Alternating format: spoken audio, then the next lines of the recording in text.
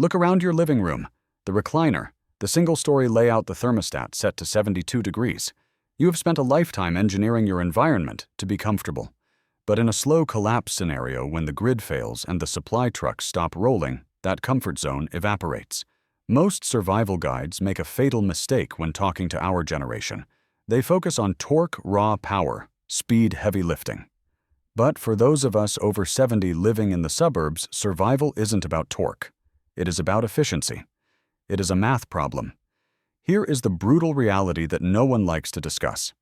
In a high-stress environment without modern conveniences, a young person burns calories like a sports car. They can afford to be wasteful. You cannot. Your body is now a precision instrument operating on a limited battery. Here is a fact that might surprise you.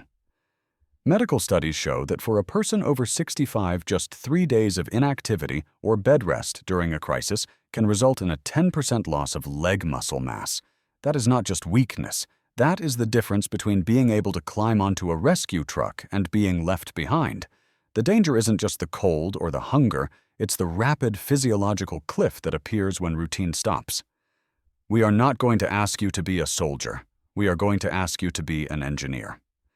This guide focuses on the 6 survival moves designed to conserve your most precious resource, your functional independence. We will look at how to strip away the friction from your daily life when the electricity is gone. We will discuss how to synchronize your slower, steady rhythm with the frantic pace of the younger generation, acting as the flywheel that keeps the group stable. You don't need to be fast to survive. You just need to be smarter than the chaos unfolding outside your window. Knowledge is the only armor that gets lighter the more you carry, but it only works if it's shared. Hit that like button if you want to see more specific survival strategies for the elderly.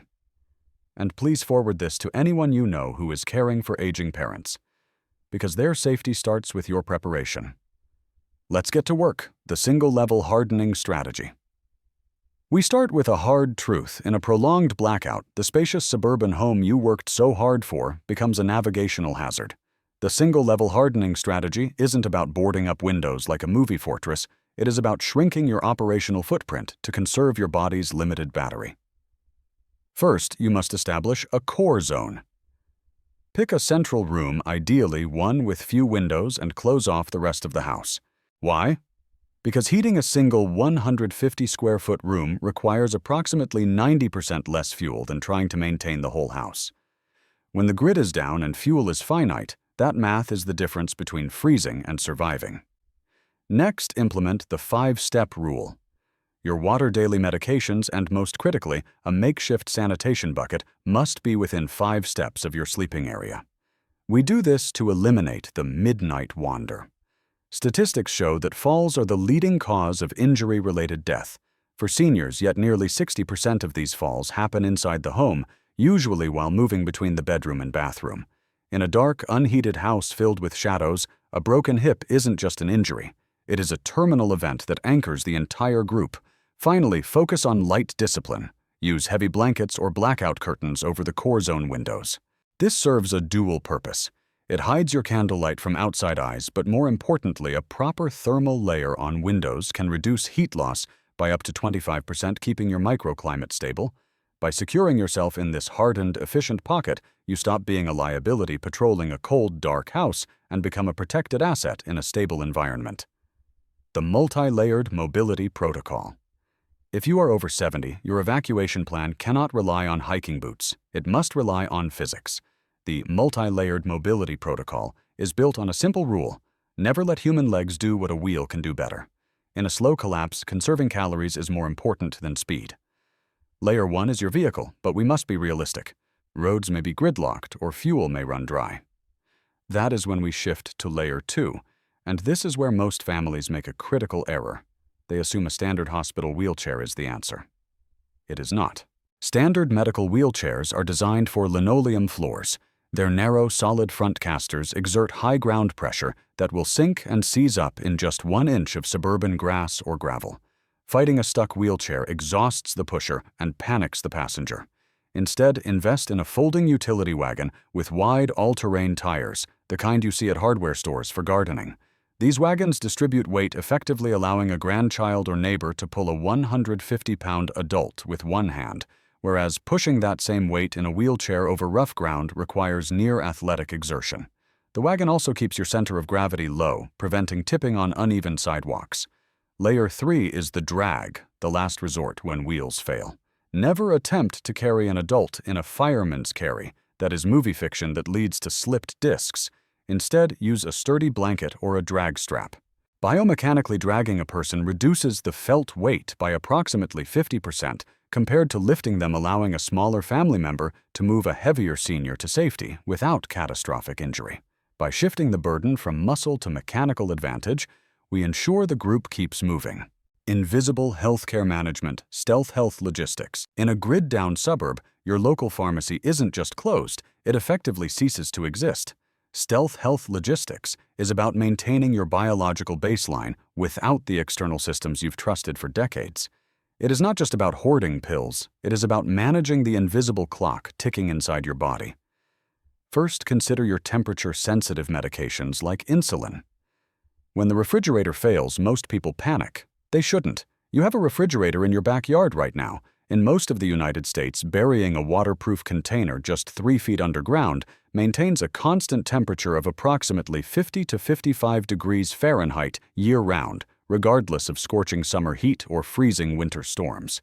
This geothermal stability can preserve life-saving vials for months without a single watt of electricity, buying you time when others are desperate. Next, we must address the unglamorous reality of sanitation. In a slow collapse, dysentery kills faster than starvation. You must establish a twin bucket system inside the home, one for liquids, one for solids covered with ash or kitty litter. This isn't just about hygiene, it's about energy conservation. For an elderly person, navigating a dark house to use a non-functioning toilet is a high-risk activity for falls.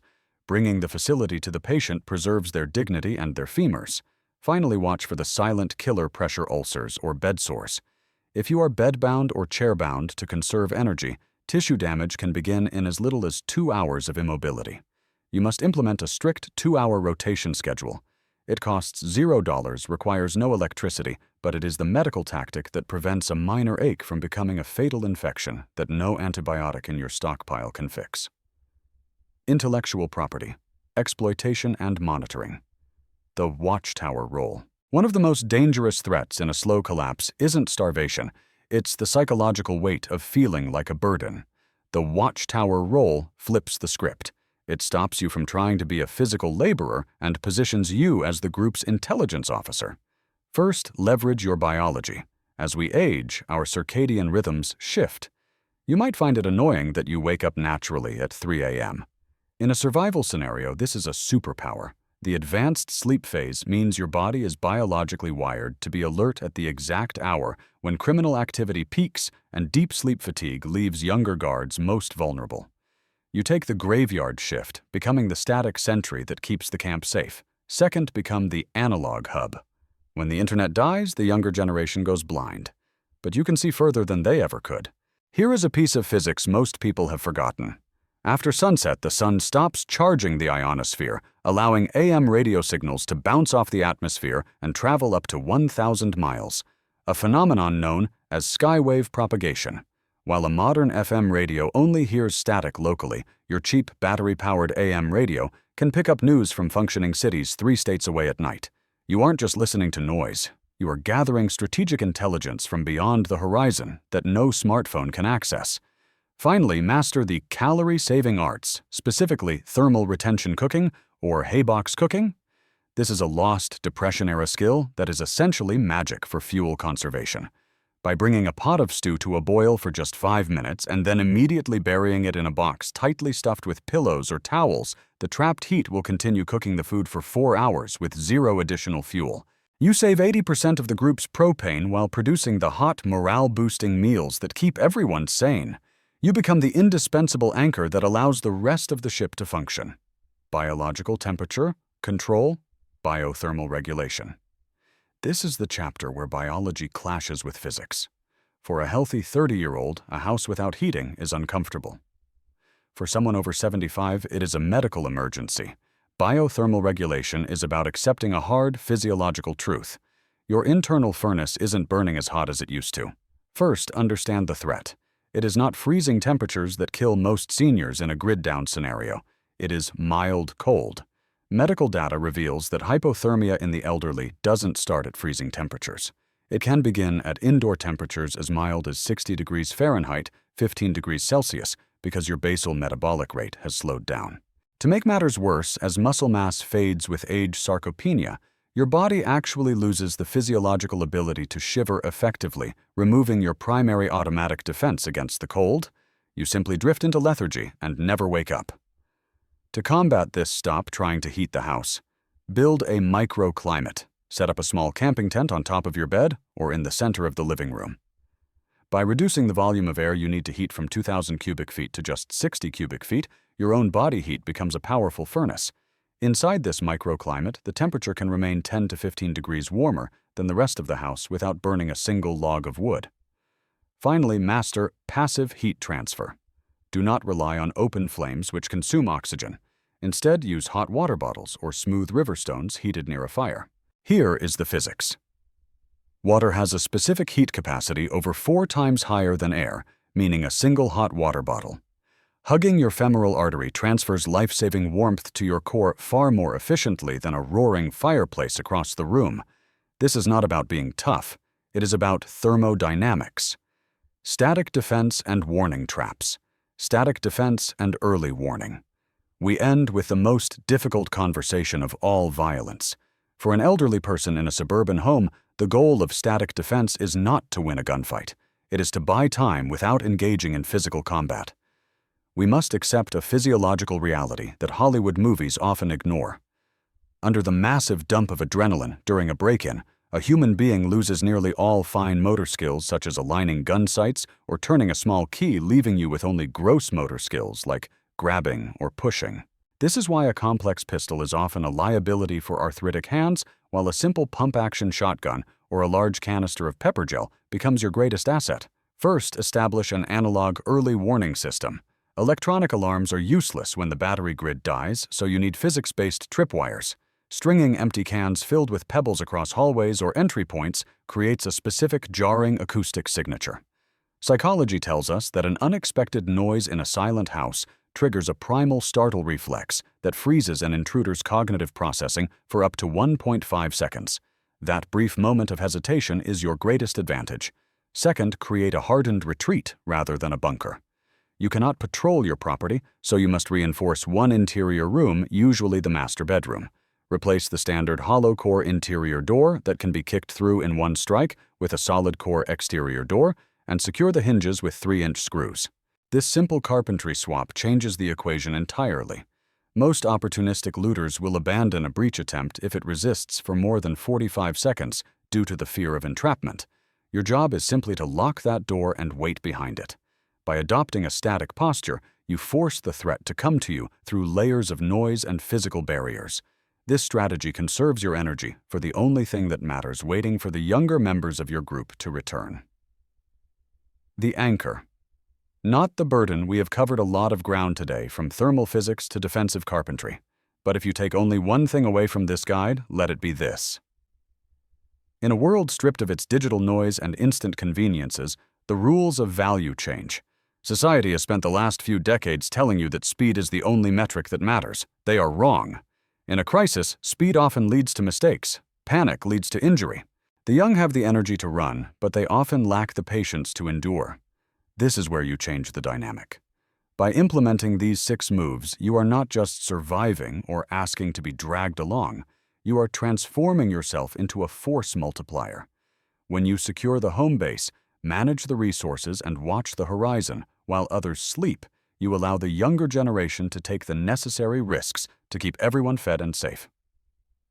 You become the anchor that keeps the ship from drifting into the storm. Do not apologize for your age. Do not apologize for your pace. The history of human survival wasn't written by the fastest sprinters. It was written by the most adaptable tribes. Your job now is to be the steady hand in a shaking world. If you believe that wisdom is just as powerful as strength in a crisis, please hit that like button. It helps this message reach the families who need it most.